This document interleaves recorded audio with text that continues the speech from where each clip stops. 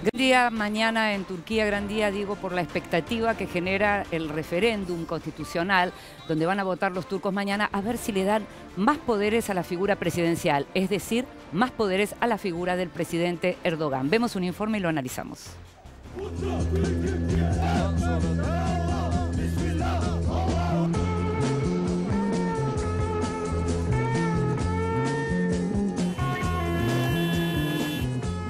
El domingo 16 de abril, 55 millones de turcos están llamados a votar para decidir sobre la reforma constitucional impulsada por el presidente Recep Tayyip Erdogan. Un referéndum cuya aprobación genera amplia preocupación dentro y fuera de Turquía. Aprobada en enero por el Parlamento, la reforma a la Carta Magna en consulta sustituye al sistema de gobierno parlamentario vigente desde 1980 por un sistema presidencial con amplias atribuciones para el jefe de Estado, quien tendrá potestad para designar uno o varios vicepresidentes, nombrar y revocar ministros, promulgar decretos y declarar el estado de emergencia. La nueva Constitución elimina el puesto de primer ministro, hoy el titular del Poder Ejecutivo turco. Un cambio que representa una verdadera innovación desde que Mustafa Kemal Atatürk fundó la Turquía moderna en 1913. Con un enconado debate que incluyó riñas en el recinto, la reforma fue aprobada por el Parlamento gracias a una alianza entre el oficialista Partido Justicia y Desarrollo, de tinte islamo-conservador, y la agrupación de derecha Partido de Acción Nacionalista. La reforma fija un mandato presidencial de 5 años con un máximo de 2 legislaturas y dispone los próximos comicios generales para el 3 de noviembre de 2019. La Constitución actual garantiza la independencia de poderes, pero la reforma en consulta permite que el presidente intervenga en la justicia a través de ciertos nombramientos. Es que en reiteradas ocasiones Erdogan acusó a los magistrados de estar influenciados por los simpatizantes del clérigo Fethullah Gülen, a quien el presidente turco responsabiliza por la intentona golpista del 15 de julio de 2016. Con la modificación constitucional, Erdogan busca además que el nuevo sistema presidencial permita evitar coaliciones gubernamentales inestables, haciendo más eficiente el gobierno en momentos en que Ankara afronta grandes desafíos tanto en materia económica como de seguridad. Estos argumentos no bastan para convencer a la oposición representada por los socialdemócratas del Partido Republicano del Pueblo y los procurdos del Partido Democrático de los Pueblos, quienes consideran a la reforma una nueva muestra autoritaria del mandatario turco, cuestionado por la fuerte purga desatada tras la intentona golpista. Başkanlık gelirse nasıl hükümet edeceklerinizi gösteriyorsunuz. O yasak diyecek, yasak olacak. Bu serbest diyecek, serbest olacak. Yok ya, sen sanki zillullah fil alemsin, Allah'ın haşa yeryüzündeki gölgesisin, öyle ol demekle olduracaksın, öyle mi? Çok beklersin. Gelin Cumhuriyeti koruyalım. Bir maceraya atılıp Cumhuriyetimizi yıkmayalım. Biricik evlatlarımızın istikbalini kumar masasına sürmeyelim. Fırsat eşitliğini, adalet önünde eşitliği, vergimizin hesabını sorma hakkını bir çırpıda tek bir oyla feda etmeyelim. Con el 5% del padrón electoral residente en el exterior, varios países europeos se negaron a autorizar los actos proselitistas del gobierno de Erdogan. Holanda, que acoge a 500.000 turcos, fue más allá, impidiendo la entrada del ministro de Relaciones Exteriores, Mevlut Cavusoglu, quien iba a encabezar un acto proselitista en Rotterdam, y luego deportando a la ministra de Familia, Fatma Sayankaya.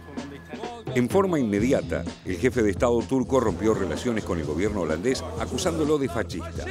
Alemania, que alberga a 4 millones de turcos, incluida una amplia mayoría kurda, autorizó reuniones solo en algunas ciudades, recibiendo el calificativo de nazi por parte de Erdogan.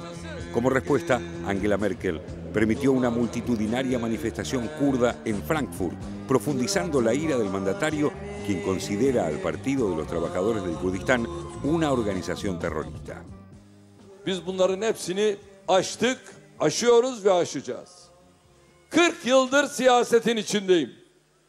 40 yıldır bu tür çalışmaların yapıldığını biliyorum. Peki bu defa niye böyle telaşlı bir engelleme çabasıyla karşı karşıya kaldık?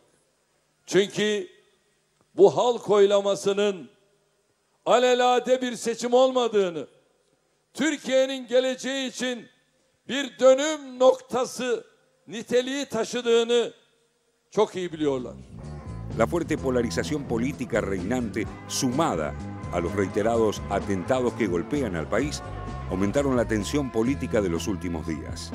Şimdi bizim en son geçen hafta yaptığımız araştırmaya göre, yani son araştırmaya göre evetler 46.9, hayırlar 45.1, kararsız da 9.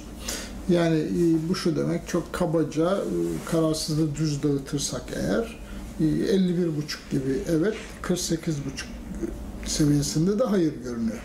Mientras, el líder socialdemócrata Kemal Kılıçdaroğlu sostuvo que la aprobación de la reforma sería una catástrofe que acabará con la separación de poderes.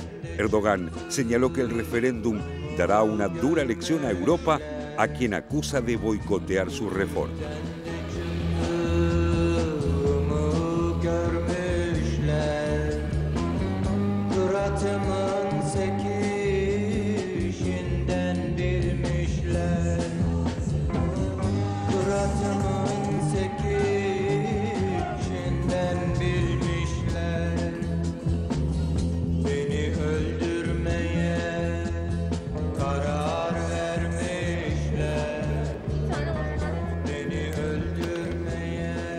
De ganar la propuesta de Erdogan, no solo los cambios se verían en Turquía, sino seguramente en Europa. Mencionaba recién el propio Erdogan Europa. Recordemos que Turquía es una pieza central en la cuestión de los refugiados.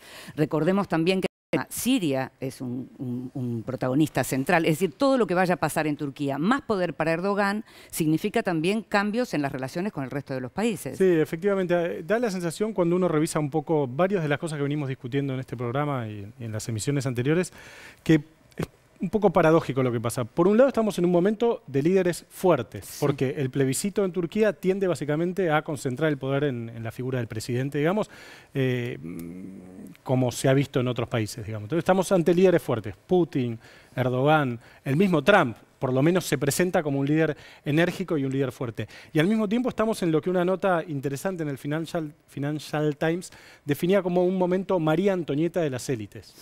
Un momento en el cual las élites en diferentes países del mundo están expuestas a que le corten simbólicamente la cabeza en cualquier momento. Lo vamos a hablar cuando hablemos del tema Francia, en donde posiblemente o quizás ninguno de los dos partidos tradicionales que se vienen repartiendo el poder en Francia desde la finalización de la Segunda Guerra Mundial llega al balotaje. Entonces, me parece bastante paradójico esto, en el sentido de, por un lado, líderes enérgicos, fuertes, que concentran el poder, que toman decisiones imprevisibles, bajo una lógica, uno diría, casi personalista del ejercicio del poder. Y al mismo tiempo, élites políticas que están siempre a tiro de guillotina. Sí, digamos. ahora Entonces, vos mencionabas esta paradójico. paridad con otros líderes, y lo que es interesante es que de conseguirlo, efectivamente, Erdogan estaría, justamente estaría yendo a la refundación de Turquía de algún modo a lo Putin. Sí, exactamente. También hay un tema, vos lo mencionabas, Inde, ¿qué hace la Europa occidental o la Unión Europea con estos líderes semi-europeos? Porque ni Turquía ni Rusia son gigantes semi-europeos, son un poco europeos, un poco europeos, una pata en Europa, otra pata en Asia o en Oriente. ¿Qué hace Europa con estos líderes a los cuales los necesita? En el caso de Rusia... Los padece, José. Los sufre los sufre y los necesita, porque necesitan de Rusia por los hidrocarburos, por una cuestión de seguridad, y necesitan de Turquía porque está en la OTAN, por los migrantes y demás. Entonces, ¿cómo lidia Europa con estos líderes, que son además líderes, como yo decía al principio, muy poderosos? Raúl. Un vecindario complicado, como decías, ¿no? Tener de vecinos a Irán, a Irak, a Siria, muy cerquita a Rusia, pero además del vecindario inmediato, toda Europa está mirando qué pasa con Erdogan y qué pasa con Turquía, porque evidentemente es, como decías, alguien que está padeciendo, preferiría no tenerlo, pero que alguien que está apostando a fortalecerse. Y esta me parece también es la lógica que se está viendo con esto de los líderes fuertes que mencionaba recién José. Buscan fortalecerse para poder tener esa capacidad de decisión, capacidad de acción que de otra forma no tendrían, y sobre todo como en el caso de Turquía, cuando está en medio del escenario de conflicto. Ahora, ¿no? Cruzan todos los conflictos. internamente es complicado porque, digamos, va en contra de la idea del equilibrio de poderes, ¿no? Y el factor kurdo. El 79% de la sociedad turca es turca y el 19% son kurdos. Los kurdos han cobrado relevancia últimamente, no solo porque son considerados terroristas dentro de Turquía, sino porque han apoyado a facciones occidentales en países como Siria, por ejemplo, e Irak. Y esto en la lucha contra el Estado Islámico o el Daesh. ¿Esto qué significa? Que han cobrado valor propio y ese valor propio Erdogan, más allá de esta reforma constitucional, lo tiene que medir, así como se mide en Rusia de repente a los chechenos, es decir, tiene un factor interno no resuelto. El acercamiento a Arabia Saudita es muy importante.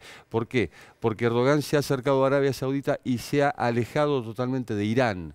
Irán en este momento está cerca de Rusia, cerquísima de Rusia y de Siria. Por eso el reacomodamiento regional no es solo europeo, sino que también se extiende a los otros países vecinos. Natalia. Y además de líderes fuertes, como decía José, son líderes que hacen un extremado uso del nacionalismo para encarar sus ideas, sus propuestas y su permanencia en el poder. En 1996 Erdogan era alcalde de Estambul y decía que la democracia es para ellos, para nosotros, en ese caso, un tranvía. Nos bajaremos al llegar a la parada que más querramos. Hoy Turquía, lo que parece es ir de un autoritarismo a un autoritarismo mayor si el referéndum por el sí a favor de mayor presidencialismo y estos poderes que se le daría al presidente salen adelante, ¿no?